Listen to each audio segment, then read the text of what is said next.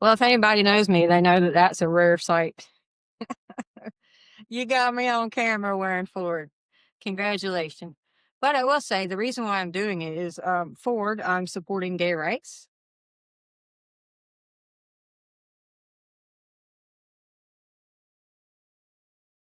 Because there's really no other reason why I'd be wearing Ford merchandise. you know, um, I bought this shirt a while ago and it stayed in my closet and I could not. I drive a Ford truck. Okay. So um, it's working through trauma. All right. So I got the shirt out and I'm like, I can't wear a Ford shirt. I can't. And a good friend of mine gave me this hat. I have a collection of hats hanging in my room on my wall as if I was a 17-year-old teenager, but I'm not. But this hat stays in my closet in a box in the corner under a bunch of clothes.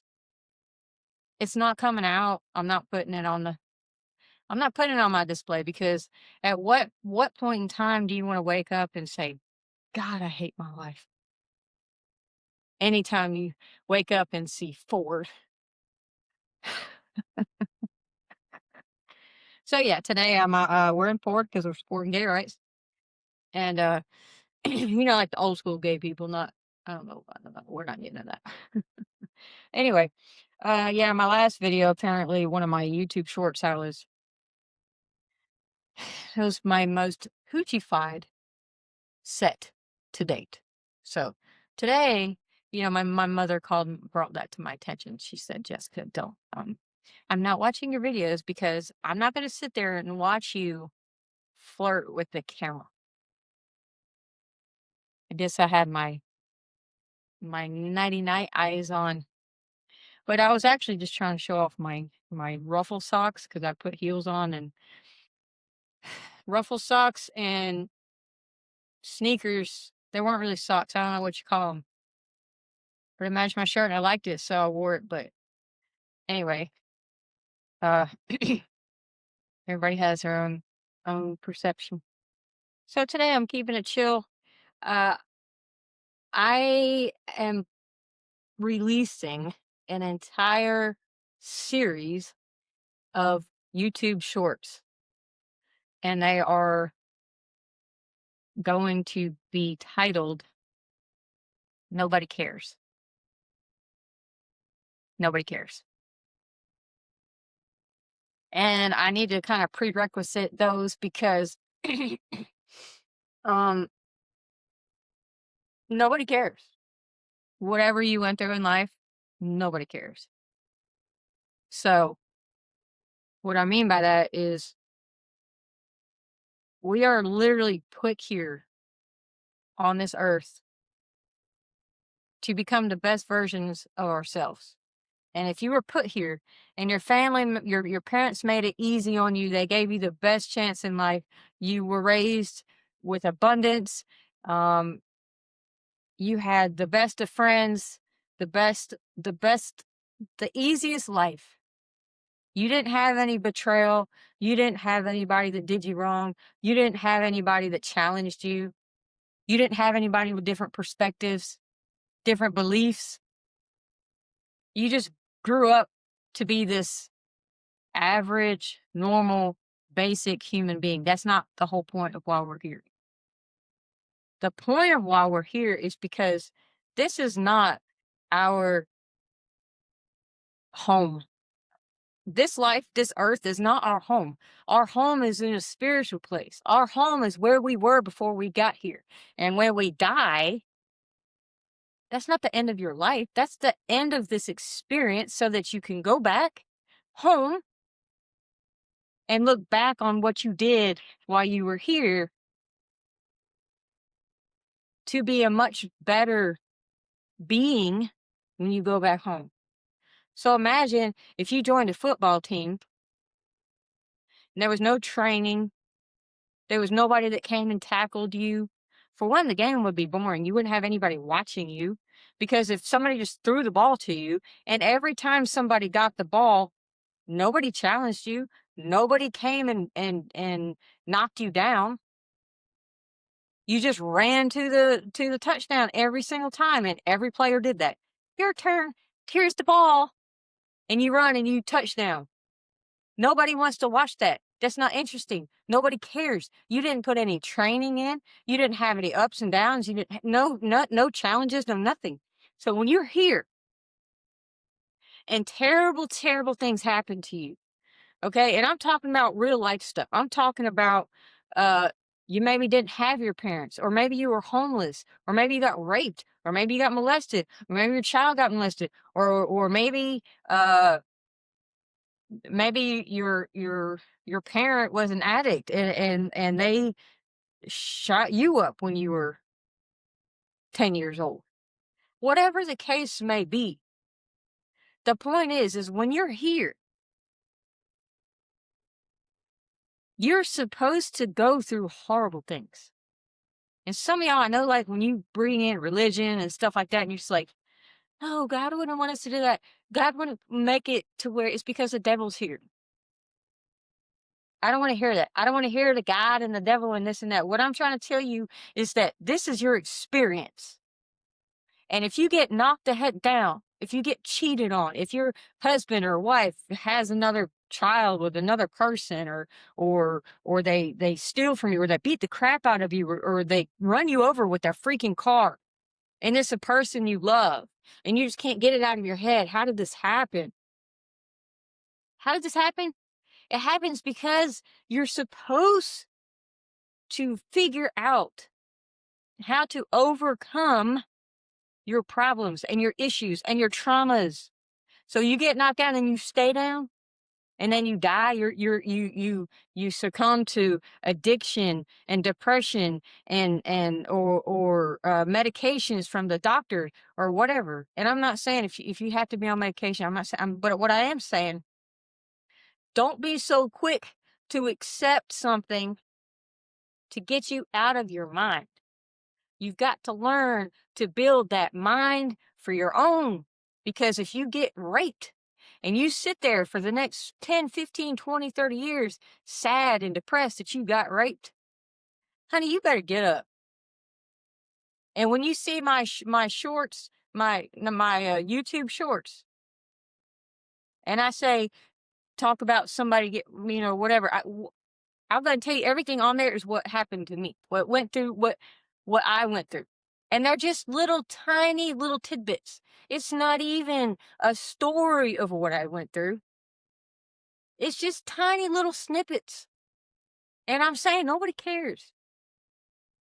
Nobody cares, because the only person that matters, that cares, is you. So if you don't learn how to care for yourself, I don't care how many other people come to you and say, oh, I'm sorry that happened to you. What can I do to help? Nothing. You can't do anything to help me. You can't do anything to help. What are you going to do? Bring me some food? Bring me some flowers?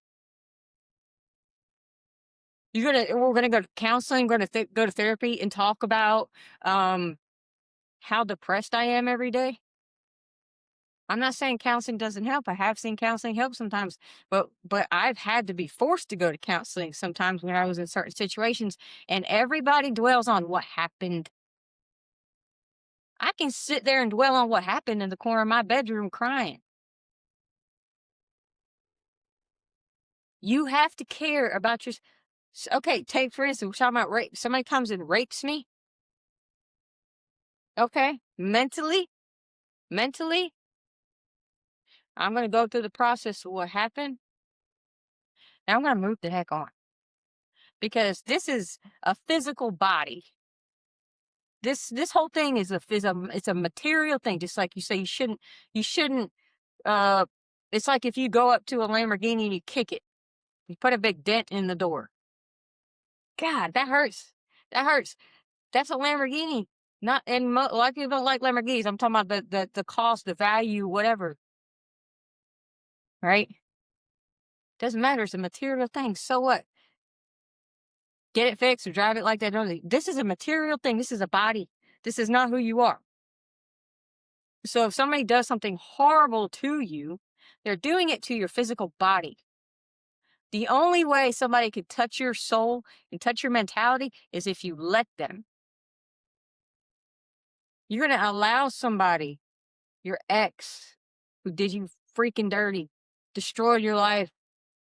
You're never going to look for love again. You're never going to look for abundance again. You're never going to look for anything again, because the person that was not a good person did you dirty.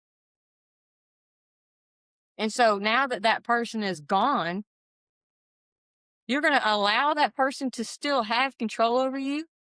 What are you, a puppet? Are you a slave? You're going to be a puppet and a slave the rest of your life, instead of realizing that maybe you were lacking boundaries and maybe you allowed this to happen? Or maybe for the time being, there's a reason why you and that person were supposed to be together, but it may not be a lifelong situation. If you stay in your mind over things that have happened to you in the past, you will never, never level up. And that's 100% guaranteed. So what I'm saying is the purpose of you being here on this life is to go through a lot of freaking crap. A lot of crap. I can tell my story. You can tell your story. Everybody, we all have a story. There's not one person on this earth. I don't care how rich. I don't care how abundant. I don't care how handsome or how fine, or I don't care what the situation is. There's not one person on this earth that has it easy, because then they wouldn't be here. So if you're stuck and you're stuck in distracting yourself with immoral thing, and I'm not saying immoral in a religious kind of way. I'm not talking religion. Okay? If you have to stay in weak patterns, distracting yourself with multiple people or addictions, or just not getting out of bed, staying depressed, how do you get out of that? You have to make peace of what happened in your past, whether you did wrong or somebody else did wrong. Sometimes you did wrong and you can't get over it. You can't believe that you did something so horrible that you just, people grow, people change, people learn. That's the point. You do something bad. You may do something bad 100 times. But if you're still alive and you're still breathing, and now you're at the point where you realize, dang it, I shouldn't have done that. I hurt so many people doing that. Congratulations. Okay? It matters when you put a stop to it. It matters when you recognize it. But if you recognize it and then you feel so bad about it, you have to numb the fact that you realize that you did this. What's the point? You got to get out of your head and move the heck on. Because if you're still alive and you're still breathing, that means you have every opportunity. I don't care how old you are or how young you are, you have every opportunity to make peace with your past, make peace with your present, and figure out what your next move is.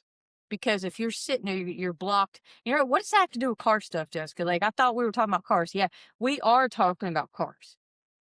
Because in my situation, in my life, and I know a lot of people out there that are in the car industry, the number one reason why we are in the car life is because of our past. It's because of what's up here. You have to release it. And that's why you might see stuff for me that I'm dancing, I'm singing, I'm screaming, I'm telling jokes, you know. You have to release it. And you're not going to catch me. You know what? I'm not even going to say that, because you can never say never.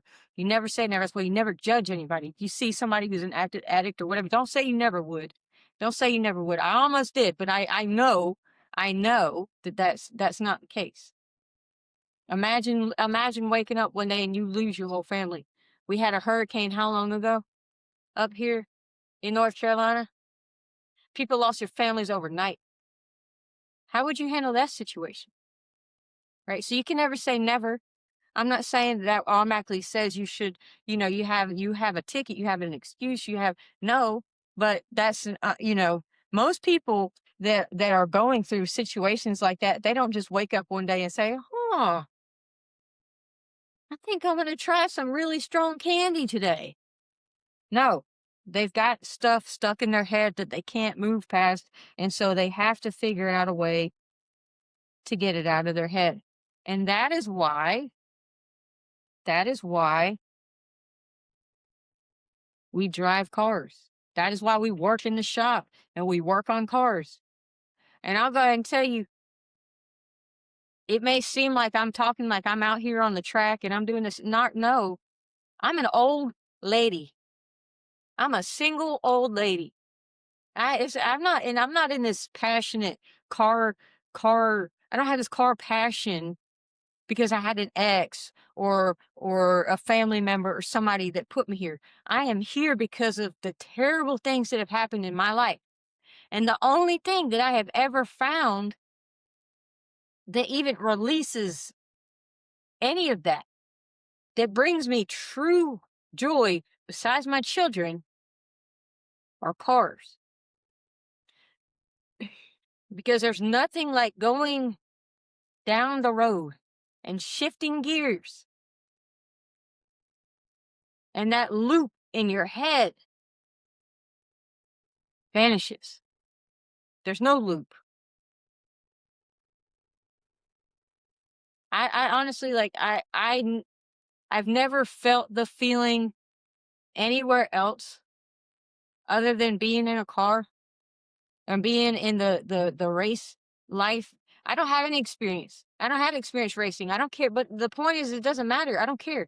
I know what I need to release that.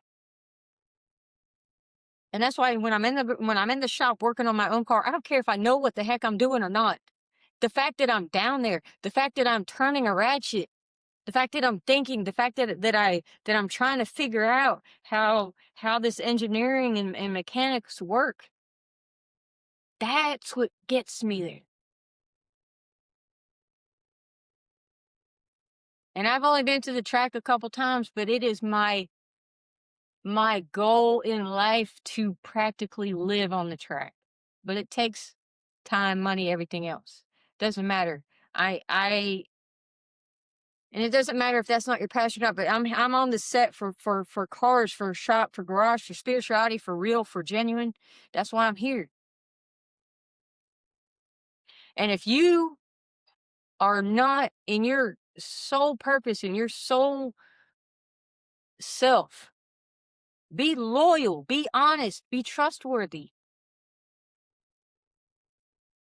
Because we all know it.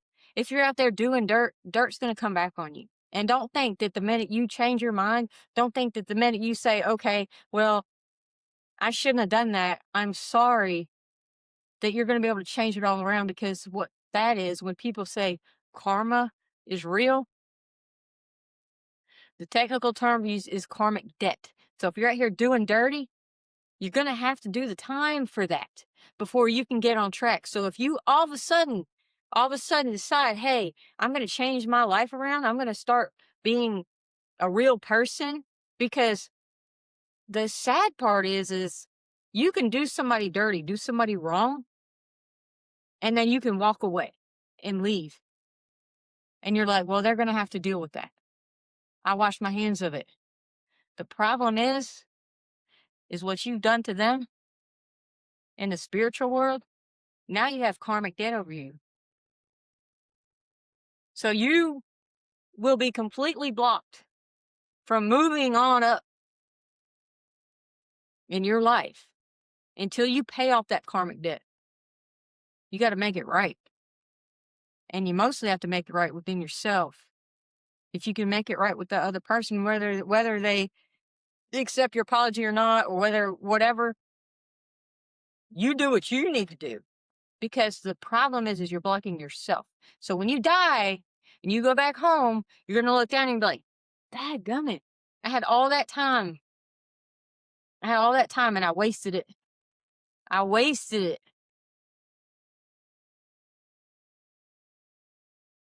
So my point is my YouTube short series is about nobody cares.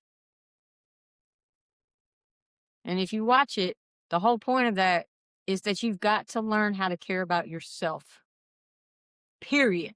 Doesn't matter what happens. And if that means, that means you going out fishing, that means you going out sitting in your car, but don't dwell, don't loop, don't get in your head and loop. But that's what I'm saying. That's what the car life, the shop life is all about. And we're gonna get there. I know we've been having more spiritual talks here lately, but a lot of people that aren't in the car life, they think it's just about a bunch of people coming together thinking they're cool, trying to be cool. And there might be some people that do that, but for the most part, it's because there's trauma. It's because there's pain. And most of us never experience having somebody in our lives to share certain experiences with. And if you have, like I said, even if somebody else cares, if you're not making peace with it within your mind, you will never get better. It's literally like having a terminal disease, and the antidote to that is making peace with your mind and not looping in your mind. You don't know how to do it. And I mean, most of the time, that it's not healthy. It's not, that might be the death of you. If you're distracting yourself to avoid things within yourself, it's like you're here for no reason. It's a waste. It's a waste. And if you're waking up the next day and you have life, you have breath, you have an opportunity to change everything around no matter how old you are. So make peace with yourself. Don't wait on somebody else to come and hold your hand and pat you on the back. It's nobody else's responsibility to care. And if you have somebody in your life that does care, consider yourself extremely lucky, because those people are very rare. Extremely rare. And if you don't have anybody like that, that's common. Care about yourself. And hopefully, pretty daggum soon, we're going to be on the track. And it doesn't matter what has happened. When you're in that car and you push the clutch in and you let go, there's nothing else in your mind except the smell, the vibration, and that's about the closest feeling of enlightenment. When you're in the car and you're racing, or you're going down the track, or you're just at the track watching people race, whatever your thing is, when I talk about spirituality, that's the closest feeling there is to spirituality, because it's about energy and frequency. And if you're a car person and you're on the track, or you're in the energy and the frequency, that's spirituality. Fuck religion. I don't like to cuss, but I'm putting that out there. Religion is not. That's control. And that's a whole nother conversation. And I'm saying that so wholeheartedly because there's so many people that are stuck. And I know when I hear God and religion and this, it makes me sick. Because that is not going to set you free. If you're complacent and you're happy and you're content with your religion, that's exactly what it is. You're content. But when you're spiritual, there's no division. We are all together. We are all together. I don't care if it's a Ford or a Chevrolet or or BMW or Mercedes. There's no division. No division. Spirituality brings everybody together. But I want everybody to understand. Watch my YouTube shorts. And if you can relate to any of that, that's why we do what we do. That's why we're in the shop. That's why we turn wrenches. That's why we go down the road. I love y'all. And hopefully we will be on the track ASAP.